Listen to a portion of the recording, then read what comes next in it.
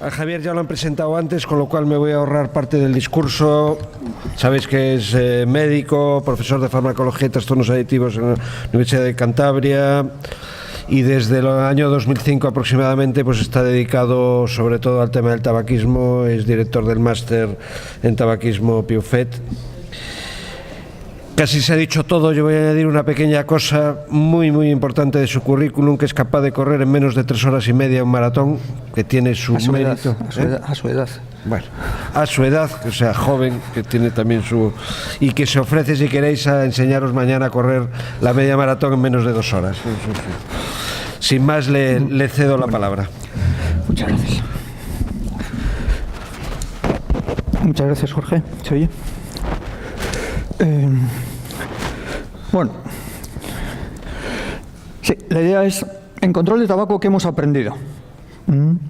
Y, hombre, cigarrillos electrónicos es la última parte. Los cigarrillos electrónicos no nacieron en un campo estéril, sino en un campo que ya había fructificado diversas en ocasiones y, bueno, entonces teníamos experiencia.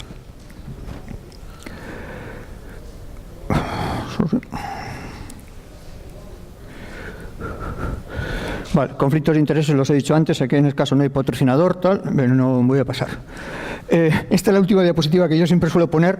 Dice, bueno, porque independientemente de que uno pueda tener conflictos de intereses o potenciales conflictos de intereses económicos, bueno, todos tenemos nuestra manera de ver la vida y nuestros sesgos, y gracias a Dios pues yo tengo mis sesgos y mi manera de ver la vida, o sea, decir, claramente, o sea, es decir, y aquí todos los tendrán, y de hecho pues más o menos ha quedado claro, sobre todo por cuando estamos hablando de un tema que, bueno, que, hombre, iba a decir que quizás muchos seamos sensibles. Yo pensaría que quizás a veces, más que ser muy sensibles, tienes la percepción de que lo que tenemos es alodinia. El que los médicos esto sí que saben lo que es alodinia. Es un síntoma muy peculiar, y es que cuando rozas ligeramente a alguien le duele horrorosamente, ¿no? Entonces, claro, a veces los alodínicos es muy complicado tratarlos, ¿no? Y alodínicos mentales a veces uno tiene la percepción de que puede ocurrir, ¿no? Entonces, en este tema quizás muchos somos muy sensibles y cada uno tenemos nuestros sesgos. En cualquier caso, yo este año leí un libro que era que es muy interesante, del Premio Nobel del 79 de Física, y bueno, a mí me hizo gracia porque estoy de acuerdo con él. Lo importante no es estar libre de prejuicios teóricos, sino tener los prejuicios teóricos correctos, a los que te permiten más o menos analizar la realidad y sobrevivir, o sea, y luego si ves que te has equivocado esto, pues vas cambiando y vas evolucionando, gracias a Dios, ¿no? Vale, yo siempre que hablo en un hospital sobre cuestiones clínicas, es una regla básica para mí, vamos a decir, es poner la regla de Plutarco para residentes, y es esto. La pones para residentes, pero en realidad lo que aplicas es a todos los que no son los residentes, es a todos los jefes y a todo hijo de vecino, etcétera, porque son los que ya piensan que saben. Bueno, en cualquier caso, yo voy a hablar más de tabaco y voy a ceñirme mucho de tabaco, luego ya cada uno puede extrapolar. Cuando hable de conclusiones, pues diré alguna cosa muy concreta sobre cannabis, pero en general hablaré más de tabaco. Bien, y luego, pues uno siempre puede tener en este campo, a veces, viendo yo aquí hablar, y al otro día, ayer lo comentábamos también en la cena con una persona, que a veces uno puede tener esta percepción. Dices, bueno, pues mira, yo voy a hablar aquí fundamentalmente de tabaco, lo que he aprendido, y si os sirve bien, y si no, pues ya tenéis la opinión formada, o sea que pista. Hombre, en tabaco es importante, o sea, ¿por qué? Porque no nacimos ayer. O sea, es decir, esa es la cuestión, como dice la canción, no nacimos ayer y punto.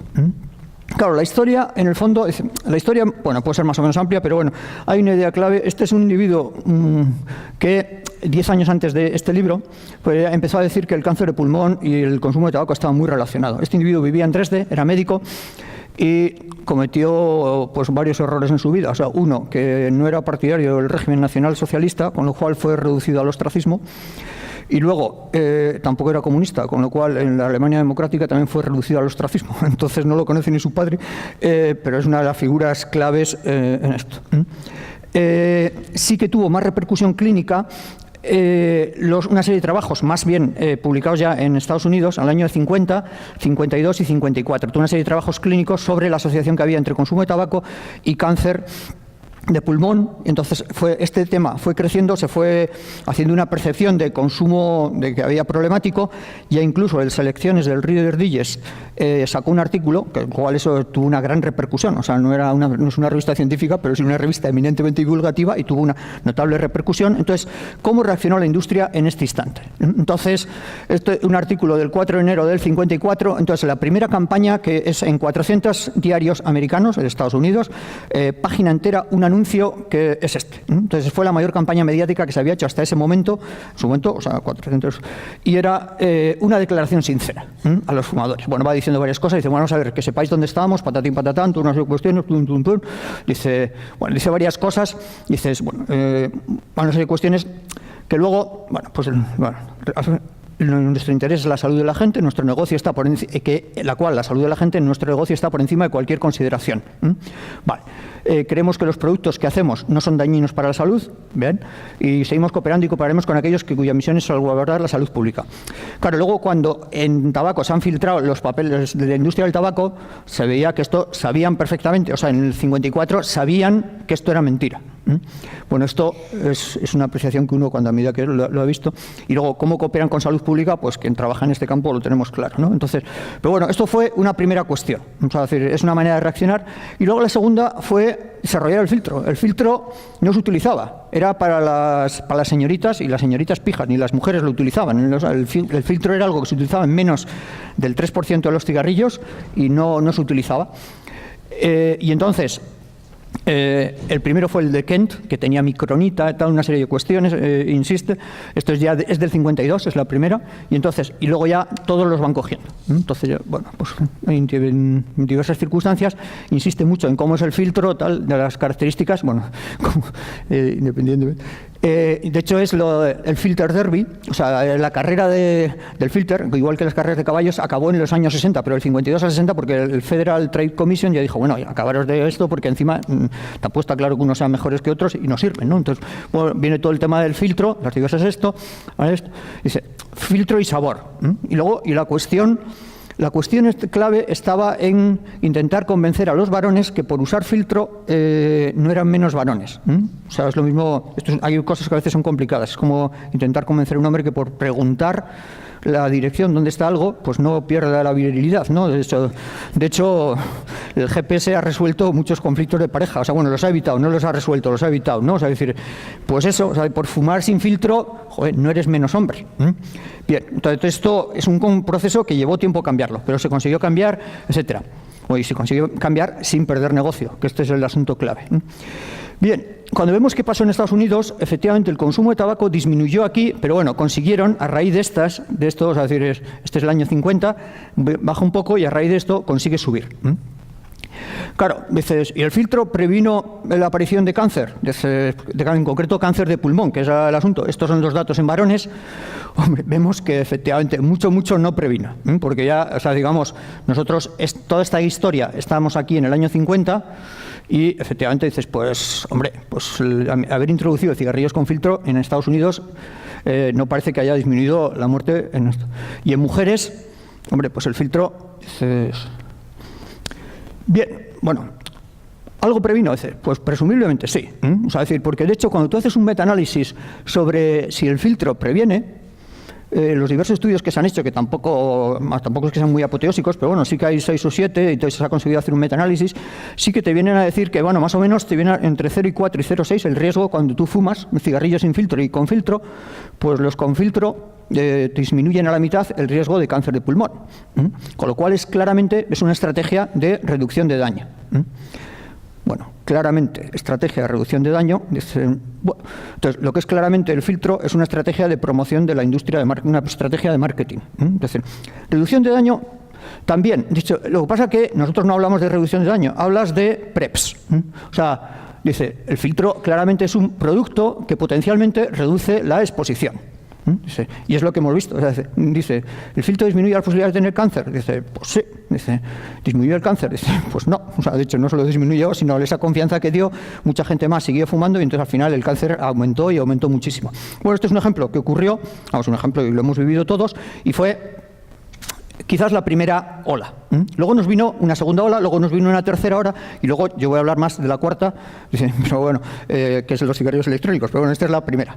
Entonces, la segunda ya luego vino el tema de low tar, ¿no? O sea, bajo en nicotina, bajo en alquitrán, los cigarrillos bajos en alquitrán, bajo no sé cuántos, tal, ante la preocupación, que ya es esto es más de los años 70, preocupación por la posible toxicidad del tabaco, patatín, patatán, pues van los cigarrillos bajos en nicotina, sobre todo bajos primero en alquitrán, luego bajos en nicotina, tal, los cigarrillos light. Entonces, bueno, hay toda una serie de campañas, algunos tenían muy poco, efectivamente, otros no tanto, y entonces toda marca que se precie pues tiene su color, el color normal, y luego el azulillo. Entonces, pues el Winston es el rojo y el azul, el único del Marlboro es el único que no es exactamente azul, pero bueno, todos tienen con los colores, simplemente viendo la marca, los puedes ver. Bueno, esto, primero fue, en primer lugar, una estrategia de marketing. ¿Reducción de daño? Dice, pues no. Los cigarrillos light claramente no son menos tóxicos. De hecho, hay algunos cánceres en concreto que sí que se asocian más con los cigarrillos light que los otros. Pero sí que sirvieron para tranquilizar las conciencias de toda una serie de gente, sin disminuir el riesgo real, o igual sí que algo disminuía. Es decir, pero bueno, o sea, porque indudablemente a nivel comunitario, dices, la toxicidad no disminuyó. A nivel individual, igual sí que conseguimos disminuir algo, muy poco, o sea, porque eso fundamentalmente es una estrategia de marketing y esto. Bien. Bueno, light. Bueno, light, luego, es una palabra que tiene connotaciones, porque light es lo bajo en calorías, lo que te ayuda a no engordar. Precisamente por eso el tabaco light es algo más femenino, o sea, mucho más asociado a aquellas personas que tienen como más preocupación por cuidar la imagen corporal, etcétera, etcétera, ¿no? Y tiene toda una asociación con el miedo que tiene. Vale.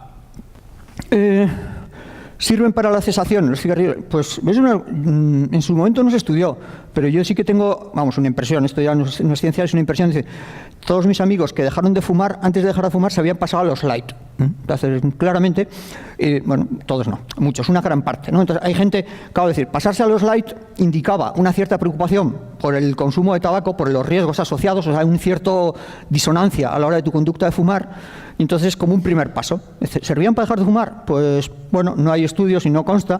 Dice, pero sí que es claro que muchas personas tomaron ese paso como un paso intermedio que luego lo hicieron. Nadie los promocionó para dejar de fumar, ni mucho menos, pero sí que indudablemente hay gente que los utilizó y en su momento los utilizó no para dejar de fumar, sino en el proceso de dejar de fumar. Esto es. Vale, y luego una cosa que sí que quería comentaros es que si vosotros entendéis perfectamente qué son los cigarrillos light, sois una panda de viejos bastante clave.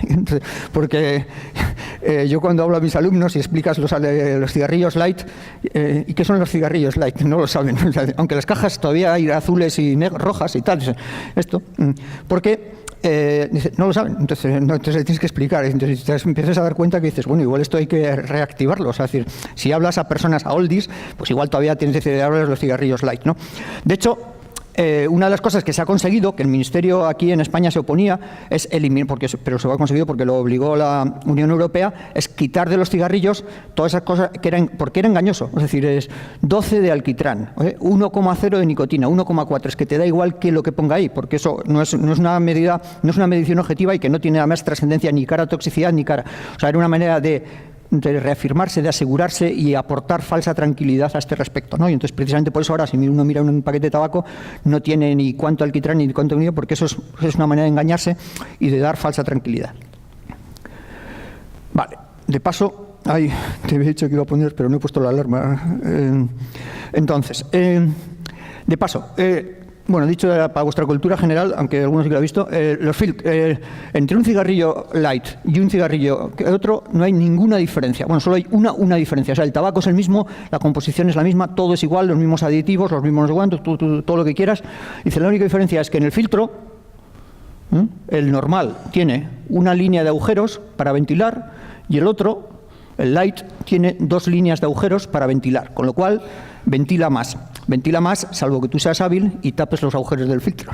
Que eso siempre se puede hacer, hay gente que lo hace. Claro, a veces tú ves a la gente cómo fuma light, cómo fuma los cigarrillos y dicen, no sé por qué, pero me sabe mejor si hago así. Claro, no te lo verbalizan. Pues, no sé por qué, pues claro, o sea, es como muy evidente. O sea, entonces al final dices, estás fumando exactamente lo mismo, a precio de light. Vale.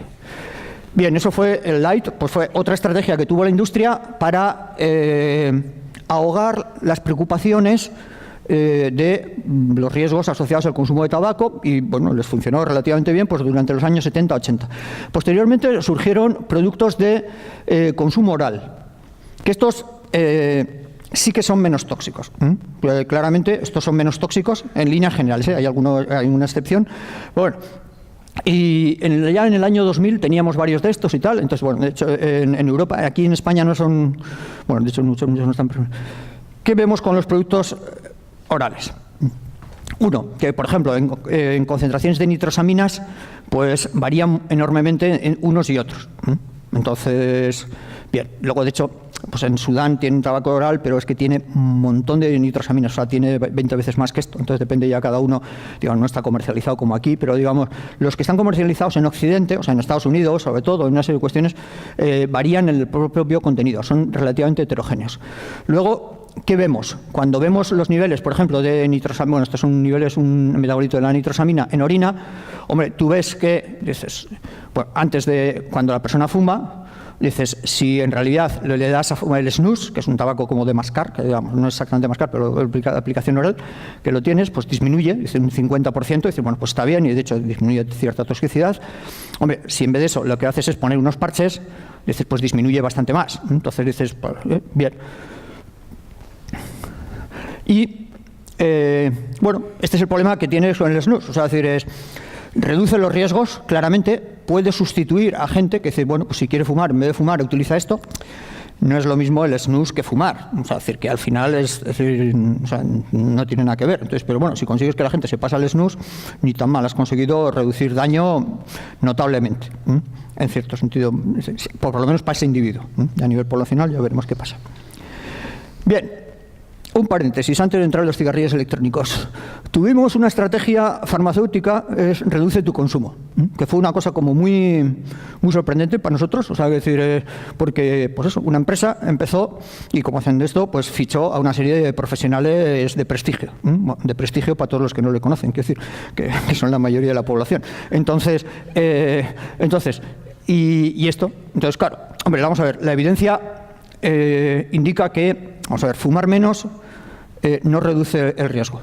O sea, sí que se sabe que fumar, la toxicidad es dosis dependiente, ¿no? Es decir, hay otro tipo de cosas, entonces cuanto más o menos, en líneas generales puedes decir cuanto más fumes, bien, y es bastante lógico. Entonces dices, bueno, pues si reduzco, pues la toxicidad reduciré, pues eso, si reduzco a la mitad, reducirá la toxicidad. No, al final no hay ninguna evidencia que cuando consigues reducir, eso al final se traduzca en menores riesgos. Por esas circunstancias, porque también está por ver, a ver exactamente si consigues reducir o no. O sea, puedes reducir variables como el número de cigarrillos, pero igual no la cantidad absorbida, o sea, la cantidad de nicotina o otros productos absorbidos o una serie de circunstancias. O sea, la evidencia no muestra que esto. Algunos profesionales, pues, pagados, claramente hicieron un giro profesional y empezaron a promocionarlo porque es bueno, tal, una serie de circunstancias, tal, esto podría ser útil. Hombre, claro, son los mismos que yo ya los conocía. Yo sí que me llamó mucho la atención uno en concreto, que era una persona, nosotros tenemos parches de 24 y de 16, que, digamos, desde el punto de vista de utilidad terapéutica, son exactamente iguales, no son unos más útiles, la evidencia muestra que son iguales de eficacia. Quizás los de 24 puedan producir en algunas personas un poco más de problemas de insomnio por la noche, entonces, pero bueno, pero en general son iguales, ¿no? O sea, bien. Entonces, yo me acuerdo de un profesional que, claro, vendía el de 24 y decía que era súper importante porque es mucho más eficaz, para arriba y para abajo, tal, porque además tiene, y su teoría, pues la típica, pues todos los receptores cubiertos durante las 24 horas del día, etcétera, etcétera, hasta que cambió de empresa. Vamos a cambió de empresa, la empresa que le empezó a financiar era la otra, la de los parches de 16, y decía, y a ver qué contará. Entonces, pues pasó a contar justo lo contrario, que es mucho más fisiológico, se parece justo a las 16 horas como lo fumas y tal, a lo que fuma el fumador, y se quedó tan ancha, o sea, decir, claro, le preguntaron, ¿y antes tú por qué pensabas lo otro? No, si yo antes no pensaba lo contrario. Decía, vale, punto, no pensaba, igual no pensaba, efectivamente, no, pero no decía lo contrario. Bien, la estrategia aquí fue una estrategia muy interesante, es decir, joder, claramente estamos fracasando, hay cosas que nos fallan, es decir, claro, y no estamos ayudando a nuestros pacientes, ¿no? Entonces lo que tendríamos que hacer, es decir, es esto. Claro, el concepto de estamos fracasando, Bueno, es peculiar. Es decir, y a mí cuando alguien se me dice, estamos fracasando, dices, hombre, vamos a ver, las cosas podían ir mucho mejor. Dice, vale, estoy dispuesto a admitir que no somos este. Dices, joder, pero avanzamos. O sea, es decir, que digamos, lo de estamos fracasando, cuando alguien te dice, estamos fracasando, dice, hombre, está bien, o sea, es decir, no vamos perfecto, eso es cierto. O sea, a veces, yo sé, mi experiencia me viene a decir que sería escéptico con alguien que te dice estamos fracasando y necesitamos tomar medidas urgentes, cosa que muchas veces es cierta, o sea, es decir, que es cierto que hay muchas cosas que no van bien y hay que hacerlo, dice, pero bueno. Bien, o sea, de hecho, bueno, pues esto es la venta de cajetillas de tabaco en España por diversas comunidades autónomas, ¿no? Entonces, y vemos cómo ha ido bajando, o sea, no está actualizado, lo tengo en 2012, pero es que estaba más mañana viéndolo y digo, pues mira, lo he pillado, y dices, hombre, estamos fracasando, dices, hay cosas que, mal que bien, se van haciendo, se han conseguido. De hecho, esta estrategia de la industria a mí me pilló muy de sorpresa, o sea, decir, porque yo me dedico a formación del personal y entonces escribí más o menos esto, o sea, decir, me pilló por decir, macho, o sea, decir, ¿esto de qué va? ¿No? Es decir, porque no... Bueno, de hecho, esto al cabo de un año así se abandonó y nunca se ha vuelto a hablar, ¿no? O sea, porque tampoco tenía mucho sentido, tenía mucho sentido estratégico. O sea, tú a la gente le dejas que fume y le das un parche.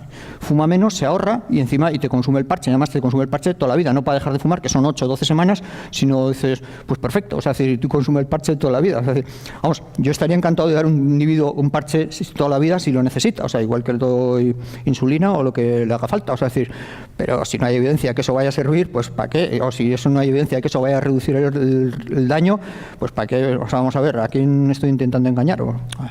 Bien. Claro, entonces, hombre, aquí hay como una cosa importante, que es, uno, ¿quién debe ser? Dices, claro, pues para los que no pueden dejar de fumar, o sea, ¿quiénes son los imposibles? O sea, considerar quiénes son los imposibles, por supuesto que hay gente que tiene más problemas. Yo antes citaba gente con problemas psiquiátricos, dices, pues efectivamente a veces tienen más problemas psiquiátricos, y dices, bueno, pero tampoco somos imposibles. O sea, decir, pues puedes tener, pero decir, problemas, decir, vale. O sea, definir a alguien es imposible que lo deje, es un tema peculiar. Y luego también hay otra cuestión, es, bueno, y los que no quieren dejarlo, dice, pues los que no quieren dejarlo no tienen percepción de riesgo, ¿cuál es tu problema? O sea, decir, ¿para qué si no necesitan especial ayuda? O sea, decir, necesitan ayuda de advertencia, de que sean conscientes de que tienen un problema, pero poco más. Entonces, pero bueno. Luego en tabaco hemos tenido un gran avance en el 2005, es decir, que fue el convenio marco de control del tabaquismo, el único tratado de salud pública universal que existe, en concreto existe sobre tabaco. Bien, y estas son todas las dos personas claves que Ruth Romer y Gro Harlem Brundtland, que fueron dos personas, hombre, no son las únicas, pero dos que claramente influyeron en ello. Y hemos aprendido un concepto que es como muy clave, que es desnormalización, que es como la cuestión clave en tabaco. Es decir, en tabaco, a la hora de cambiar conductas, la industria lo que va buscando es normalizar conductas, hacerlas lo más normal posible. Por eso sirven mucho los anuncios, siempre hay mucho toda la publicidad que sale en películas, o sea, película indirecta, porque te hace ver algo como muy normal, determinadas conductas, etcétera. De hecho, es como nosotros estamos intentando evitar y se han desnormalizado muchas conductas. Por ejemplo, un típico ejemplo de desnormalización sería, o sea, decir, a mí ahora, bueno, a mí ahora ni nunca, pero bueno, digo, ahora no se me ocurre, a nadie se le ocurre ir al bar, decir, joder, vaya leche que le he dado a mi mujer y tal, no sé cuánto. O sea, puede que se la hayas dado, pero no presumes de ello. Entonces, en otras épocas podías presumir de ello, independientemente de que se lo hubieras dado o no, que era otra de las cuestiones. Es decir, ahora ni se te ocurre presumir de ello, hombre, porque aparte tiene más consecuencias y tal, pero por las diversas circunstancias está mucho más desnormalizado. Hay una serie de cuestiones, pues, bien. Bien, esta es una imagen, es mortalidad, una imagen, datos viejos, mortalidad. Dice, bueno, vamos a ver, ¿de qué se muere la gente en el mundo? ¿Cuáles son los factores de riesgo? La gente se muere de enfermedades. ¿Cuáles son los factores de riesgo? Dice, hipertensión arterial es medalla de oro, tabaco es medalla de plata. Vemos aquí donde tenemos el tabaco, también en países de alta mortalidad, países en vías de desarrollo. De hecho, si algo ha cambiado en los últimos 15 años es que en los países en vías de desarrollo de alta mortalidad ha subido mucho la consecuencia del tabaco.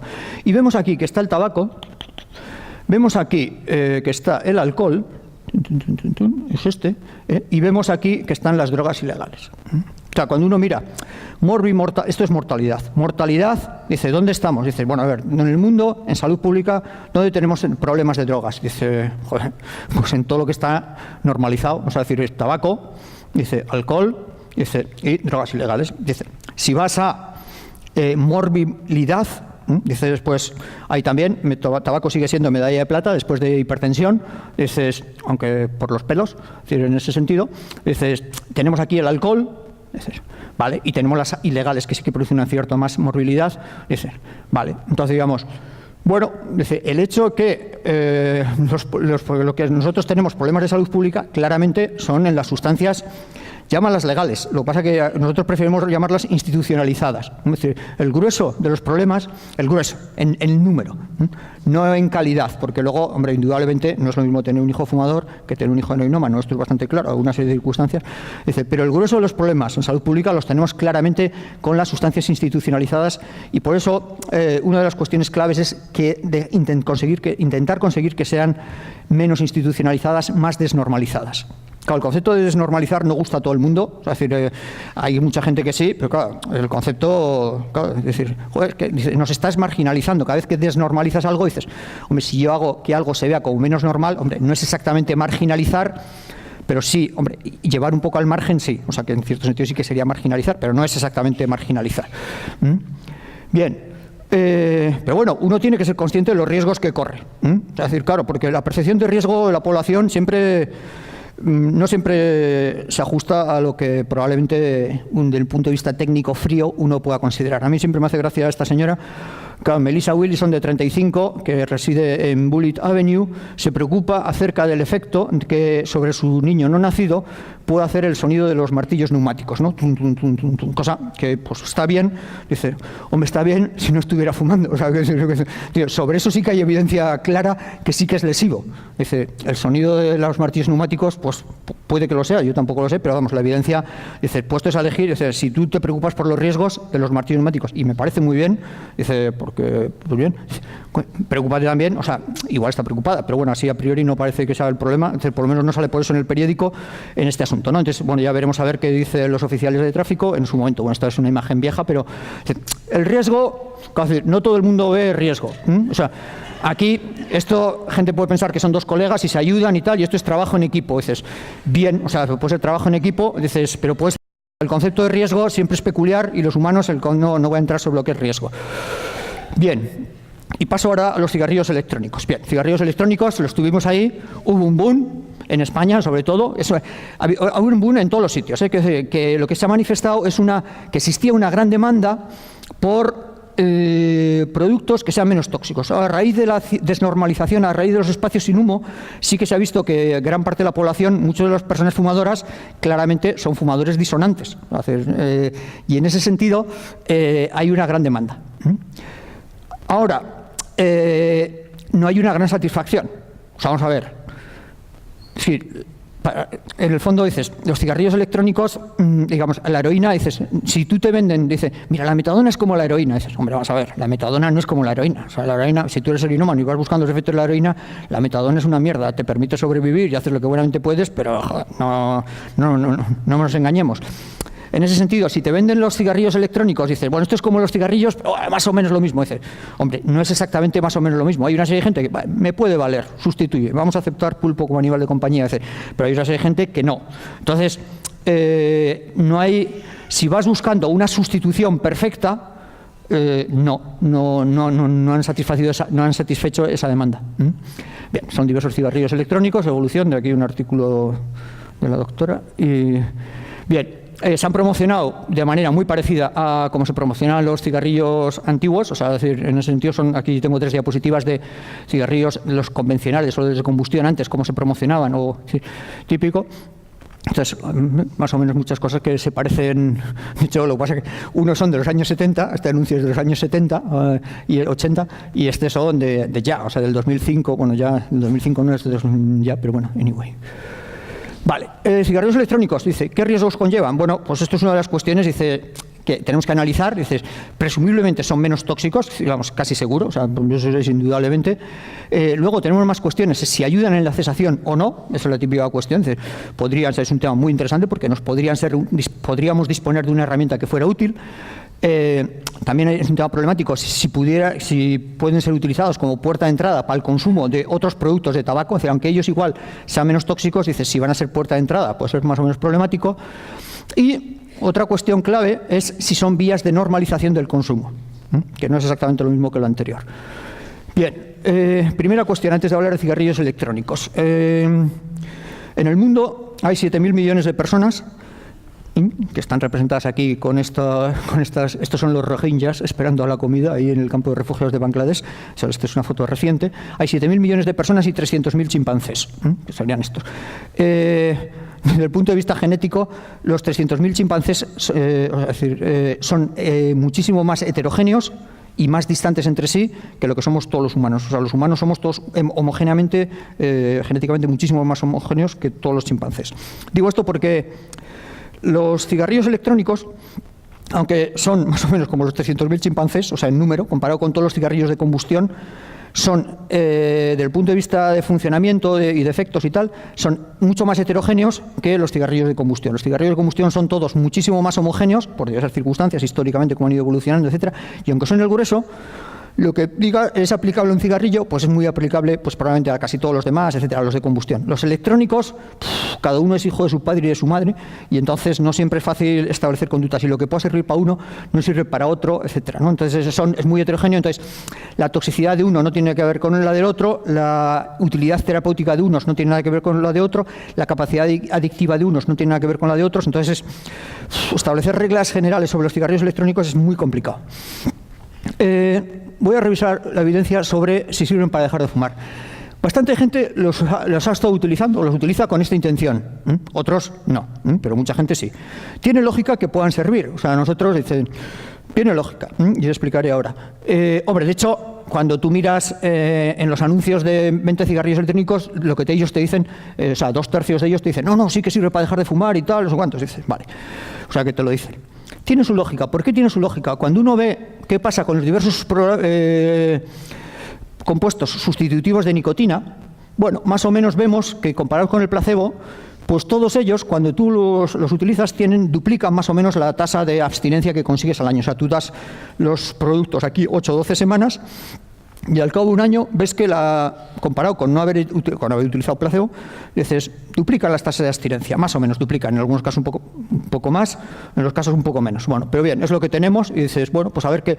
Dices, al fin y al cabo, dar nicotina por otra vía, que en este caso es la inhalatoria, o sea, decir, aquí aunque se llama inhalador, no es inhalador bucal, no es la vía pulmonar, pero dar nicotina por la vía inhalatoria, dices, hombre, es la misma que el fumar, pero bueno, si solo es la nicotina y lo utilizas con otra finalidad, tiene una lógica y podría ser útil para dejar de fumar. Vale. Tenemos 2 ensayos clínicos. Entonces, uno que se publicó en el Lancet está bien, y entonces, claro, dice, ¿qué consiguieron?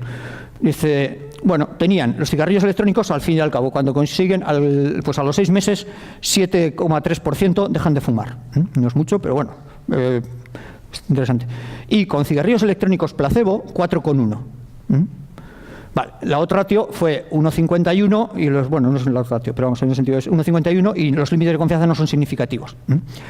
O sea, de hecho, el riesgo relativo era 1,77, 1,8, dices, bueno, está bien, pero claro, los límites de confianza tocan el 1 y dices, vale, pues podrían ser útiles. Es más, 1,7 dices, pues más o menos es lo que yo podía esperar, o sea, te queda más o menos por donde estaba. Y dices, pues mira, tiene su lógica, está bastante bien. O sea, es decir, bien, dice, bueno, claro. ¿Qué es lo que pasó? Es decir, bueno, pues tú ves, al principio parecía que servían, pero cuando llegas a los 6 meses, y en adicciones siempre los 6 meses es como pues el año, pero bueno, podrían servir los 6 meses, ves que no hay diferencias entre ellos. Aparte, claro, en este estudio lo más llamativo es que los parches no sirvieron para nada. Tiene su lógica, porque los parches tenían una metodología totalmente distinta, los cigarrillos electrónicos te los enviaban a tu casa, etcétera, los parches tenías que, gratis y tal, los parches tenías que ir a comprarlos a la farmacia, y entonces al final de todo el estudio pues te devolvían el dinero si lo reclamabas. Entonces la metodología era muy distinta, tampoco era exactamente doble ciego, al igual que los otros sí, etcétera. Pero bueno, la conclusión de este estudio, uno lo mira y dice, bueno, a ver, si tú lo miras en frío este estudio, dices, claramente no fueron más útiles que el control, porque hay diferencias, pero no son significativas. Dices, bien, no fue doble ciego, bien, esto. Los parches no funcionaron y hay que ver por qué no funcionaron. Y bueno, y hubo gente que siguió tomándolos más tiempo y tal, vale. Entonces, claro, la cuestión es cómo se vendió. Se vendió como los cigarrillos electrónicos, tan útiles como los parches, para dejar de fumar. Dice, coño, tan útiles como los parches cuando los parches no sirven. Claro, es una de las cuestiones que pero es lo que se vendió. Entonces, digo, se vendió a nivel de esto, etcétera. Dice, cuando dices, mira, lo que tienes que vender es no más útiles que el control. O sea, puede que sea, porque no más útiles porque igual la N era pequeña y ya con el tiempo, si haces otra N mayor, pues puedes encontrarlo. Segundo estudio, más o menos tenemos lo mismo, es otro, es decir, bueno, pues tienes la odds ratio, te sale 3, pero aquí la cuestión clave es que incluyen en el estudio, y lo dicen, bueno, lo dejan intuir, no es que lo dicen, lo dejan intuir en unas circunstancias, que hay una serie de gente que sigue fumando continuamente cigarrillos electrónicos. Entonces, si eliminas a esos, que es justo de todos esos, te queda la odds ratio, dices 1,95, que tampoco está mal, está dentro de lo esperable, pero claro, los límites de confianza son estos. Bien, con estos dos estudios, pues tenemos una revisión de la Cochrane. Los dos estudios son viejos ya, son del 8 y del 12, pero a nivel de momento no hay más. No hay más ni se le espera, o sea, ni está ni se le espera. Entonces, dice, claro, ¿qué es lo que concluye? Bueno, ellos concluyen, más o menos, dices, concluyen, es esto. Dices, la odds ratio, dice, por los pelos, dice, rozando el poste, pero es significativa. Dices, bueno, dice, es significativa si cuentas a la manera de contar el estudio de Polosa. Si cuentas los otros, no te sale significativa. Dice, no te sale significativa, pero dices, podría ser, te sale 1,8, que es lo esperable. O sea, decir, al final, dice, pero los límites no, el problema es que son estudios muy pequeños.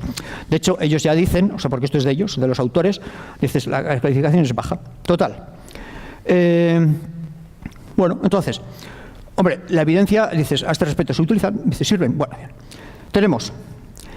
cuando miras estudios poblacionales, hombre, da la sensación de que los que se pasan a los cigarrillos electrónicos, independientemente de que sirvan o no para dejar de fumar, no los utilizan para dejar de fumar, claramente. Es decir, de hecho, al final, los que fuman, los que no se pasan a los cigarrillos electrónicos dejan de fumar más que los que se pasan. Entonces, de hecho, se está utilizando en estudios poblacionales, la población no los está utilizando para dejar de fumar, lo cual no quiere decir que sirvan para dejar de fumar, pero el grueso de la población no los utiliza para eso, sino para seguir fumando. Bien, cuando miras a esto, pues eso. Luego, este es un artículo que a mí me pareció como muy interesante, es de Jamie Brown y West. Dice, claro, que cuando llegan a las conclusiones, dice, entre los fumadores que intentaron dejar sin ayuda profesional, aquellos que usaron cigarrillos electrónicos tienen más posibilidades de referir abstinencia continua que los que utilizaron un producto de TSN, ¿vale? Dice, vale.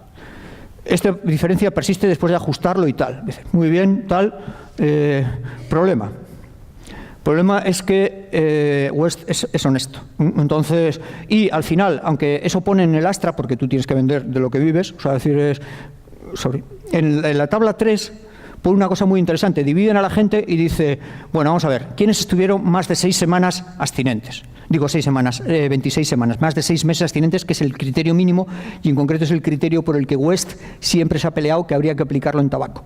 Entonces, dice... 1,64. Entonces dices, pues 1,64, si hacen los diversos ajustes, dice, los cigarrillos electrónicos no fueron más útiles que los que lo utilizaron a pelo. Dice, tú dices contra el TSN, con 1 contra el 3, que son estos, es decir, Chuin, dices, entre dejarlo a pelo y los cigarrillos electrónicos, tú lo que me estás diciendo, dices, tú lees el Astra del artículo y dice, fueron útiles, dices, tú ves el esto, dices, vas a la tabla 3, que dices que en el fondo es la que interesa, o sea, ¿cuántos han estado más de 6 meses? Y ves que no. Bien. Bueno, bien, voy a pasar esto, dices, hoy por hoy, entonces la evidencia no muestra que los cigarrillos sean útiles para dejar de fumar, más que la intervención de control. Claro, el problema en cigarrillos electrónicos, y aquí es que los que realmente tenemos interés que los cigarrillos electrónicos sirvan para dejar de fumar somos nosotros, los que trabajamos en esto. Los que hacen cigarrillos electrónicos no tienen ni el más mínimo interés en hacer ningún ensayo clínico para ver si sirve dejar de fumar. Tienen interés en beber cigarrillos electrónicos y para eso decir que sirve para dejar de fumar, pero no están dispuestos a hacer ensayos clínicos controlados, ni que son muy caros, y efectivamente, tal. Entonces, al final, los que hacemos ensayos clínicos, muchas veces, no son los de las campañas, bueno, no se hacen ensayos clínicos, pero sí cuando se hacen, no son las compañías de cigarrillos electrónicos, que dicho sea de paso, hoy en día están en manos todas de las tabaqueras, es decir, sino que esto, entonces al final dices, vamos a ver, el que tiene interés en que si sirven soy yo, y probablemente sirvan, o sea, es factible que pueden servir, dices, pero el problema es, yo estoy convencido de que sirven, dices, pues demuéstralo, o sea, no tienen, o sea, hay una serie de gente que dices, los que en teoría deberían tenerlo, no tienen ni el más mínimo interés, y los que en teoría ni nos va ni nos viene, bueno, nos va ni nos viene, yo me dedico a tratar a pacientes y me encantaría disponer de otra herramienta que pudiera ser útil, y si esto sirve, pues perfecto. Bien. ¿Qué ¿Qué hemos aprendido de los cigarrillos electrónicos? Ha habido un boom de publicaciones y es esto. O sea, es decir, y muchas de ellas son una absoluta porquería. Yo me he quedado alucinado de la mala calidad de muchos de los trabajos, o sea, pero muy, muy mala calidad. O sea, claro, no estarán en el percentil, en el cuartil primero o segundo, pero lo importante es publicar, ¿no? O sea, lo importante es que se hable de uno, aunque sea bien. Pues lo importante es publicar y poco, ¿no? Entonces dices, vale. Este es un tema que ha sido crucial, o sea, porque al final dice publicar, en fin, claro, ha habido un boom, había gran demanda y se ha publicado todo tipo de cosas. En otros campos, pues también se publican porquerías, o sea, decir, porquerías, digamos, cosas sin ninguna consistencia mínimamente, mínimo rigor metodológico, quiero decir, ¿no? Dices, pero esto es muy, muy, muy llamativo. Entonces, bien, tema reducción de daños. Esto es un tema que es el dilema. O sea, el dilema es, dice, vamos a ver, en tabaco, ¿cómo podemos evitar la gran mortalidad que tenemos? Es decir, esto es una de las cuestiones que es clave. Dice, y en este campo hay una relativa división profesional. En España no tanto. Dices, hombre, indudablemente, dices, si promocionáramos productos de cigarrillos electrónicos, dices, pues podríamos conseguirlo.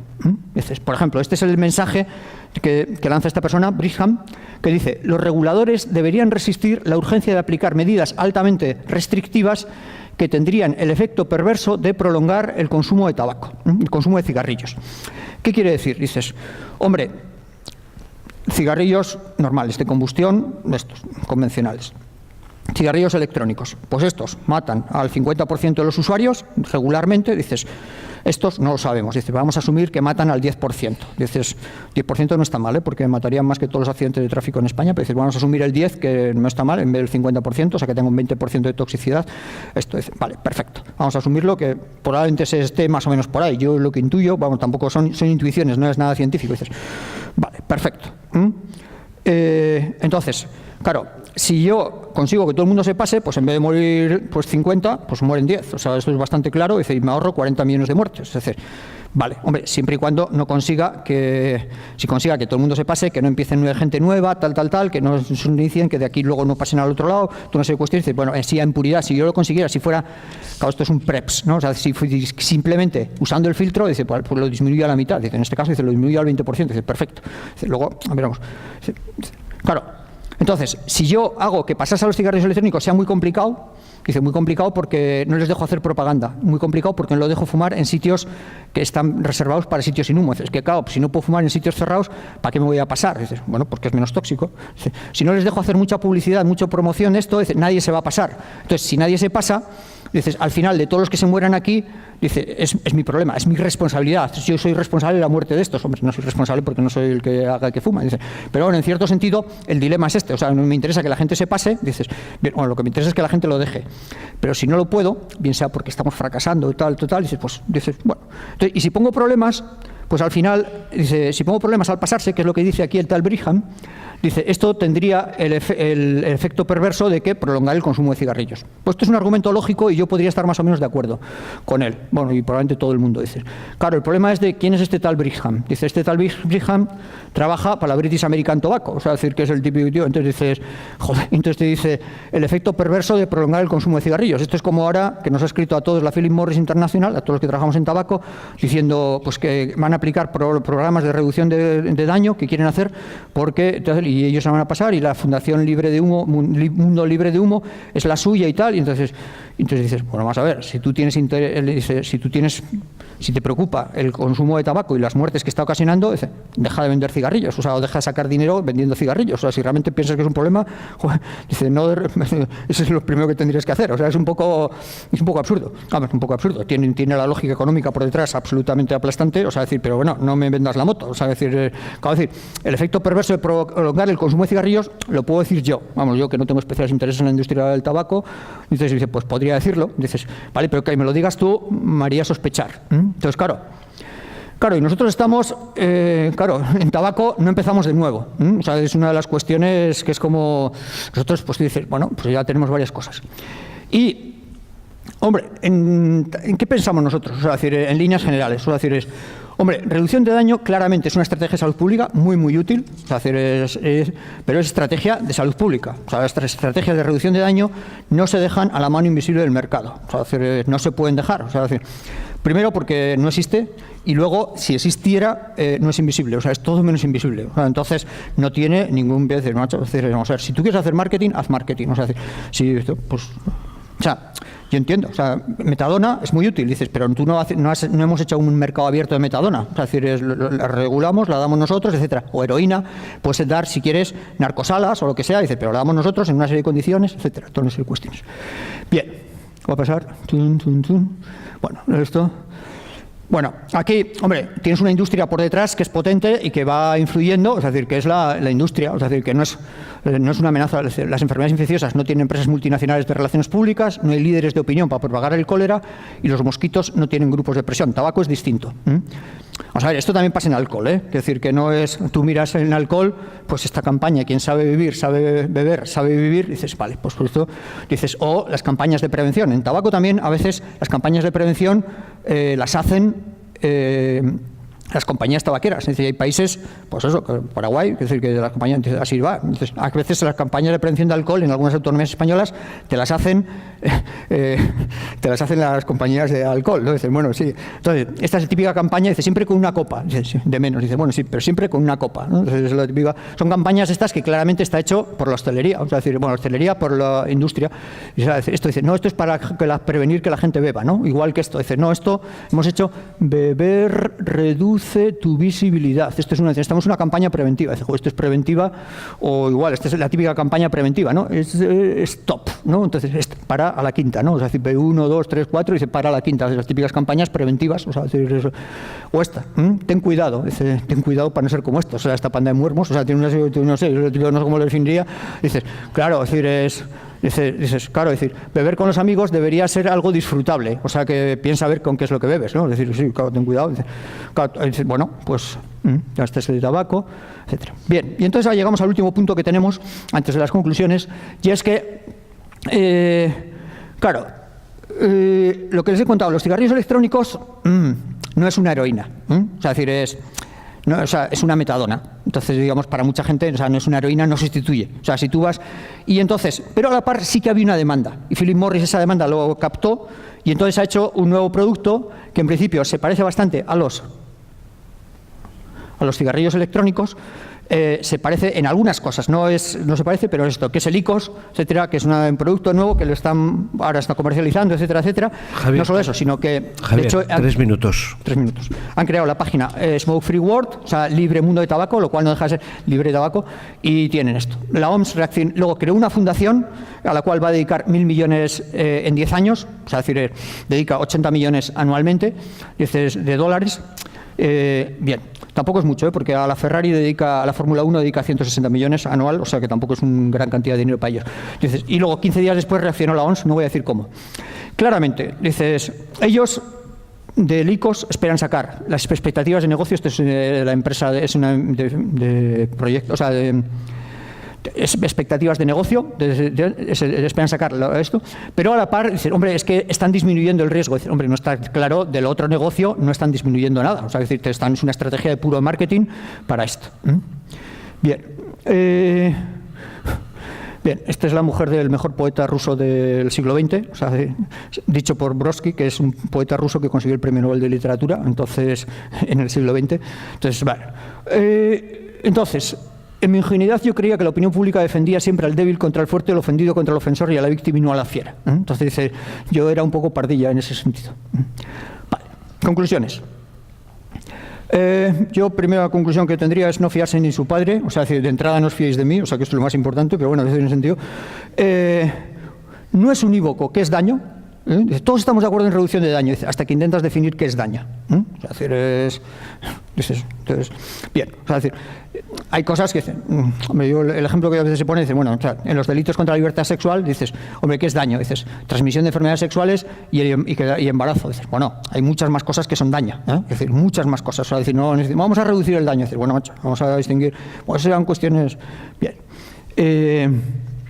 Hay cosas que tardan en verse. O sea, hombre, la malicia del personal o cuáles son los intereses de otra gente se tarda en ver. La toxicidad de determinados compuestos se tarda en ver. O sea, los cigarrillos electrónicos, la toxicidad, pues si la del tabaco es diferida. Son 40 años y hemos tardado muchas cosas en verlas y todavía hay cosas que no sabemos. Es decir, probablemente el consumo de tabaco probablemente sea la principal causa de Alzheimer. Lo que pasa es que yo no me atrevería, en este instante no tenemos seguridad absoluta. Tenemos bastante seguridad, pero no tenemos seguridad y todavía no está claro. O sea, decir, pero bueno, y podría serlo. O sea, decir, pero bueno, y no lo sabemos. Y mira que tenemos evidencia. O sea, pues hay muchas cosas que tardan en verse por definición. Se trata de transmitir una adecuada percepción de riesgo. Es un problema que es adecuada. Es un tema que es muy complicado. Es decir, pero claro, el asunto es, la gente tiene mucho miedo. Es decir, yo siempre lo cuento. Es decir, la gente tiene un miedo atroz a fumar chinos, que es lo que le protege a fumar chinos. O sea, pero yo creo que a fumar chinos la gente tiene más miedo del que debería tener. Bueno, no sé cuál es el miedo que debería tener, pero la percepción de riesgo de fumar chinos está sobrevalorada. Iba a decir, afortunadamente, pero bueno, no voy a entrar yo en este tema de hacer juicios de valor. Pero lo mismo dice, transmitir adecuadamente cosas no es nada fácil, ¿no? Sobre todo si estás intentando hacer prevención, claro. Bien. Reducción de daños, claramente es una política muy importante, pero es de salud pública. Entonces, y este tema es bueno, es decir, lo tenemos que hacer nosotros. O sea, no, vamos a ver, no lo tienen que hacer otros, o sea, otros los tienen que hacer los que se dedican a ello. No lo tienen que hacer otros que tienen potenciales conflictos de interés y que les va el asunto, que lo que van es a vender. O sea, es decir, claramente dicen, bueno, si tú tienes interés, es esto. Bien, y luego esta es mi penúltima diapositiva, es decir, que es la única aplicación. Claro, yo hace 2 semanas me invitaron a una mesa redonda sobre cannabis terapéutico, que en teoría pasó por experto, y para mí fue un shock. O sea, fue un shock porque claro, no coincidíamos en lo que era cannabis terapéutico. O sea, en decir, bueno, es decir, en el sentido de decir, bueno, es decir, la persona que lo defendía, que creo que era honesta, claro que era realmente honesta y de hecho había promovido una ley, etcétera, etcétera, en el Parlamento cántabro, tal, el hecho parlamentario, tal. Decía, hombre, y dice, bueno, pues si se demuestra, dice, bueno, tampoco hace falta demostrar que sirve. Dice, bueno, entonces, ¿para qué llamas terapéutico? No llegamos a una serie de acuerdos, entonces. Yo llegué a la conclusión, dice, vamos a ver, es que tú el cannabis terapéutico no tienes mucho interés. Hombre, hablaban ayer del tema de la felicidad. O sea, dice, al final yo llegué a la conclusión, dice, mira, vamos, es que pasa como con los cigarrillos electrónicos, vamos a ver. El que tiene interés en el cannabis terapéutico soy yo. O sea, tú dices, no tienes ningún interés en demostrar que sea útil, o sea, decir, no, y en atenerte a las consecuencias. O sea, decir, es una de las cosas que a mí me impactó enormemente y sí que esto pues, no hace falta tener alodinia para sentirse herido, o sea, decir, pero bueno, yo sí que lo diría.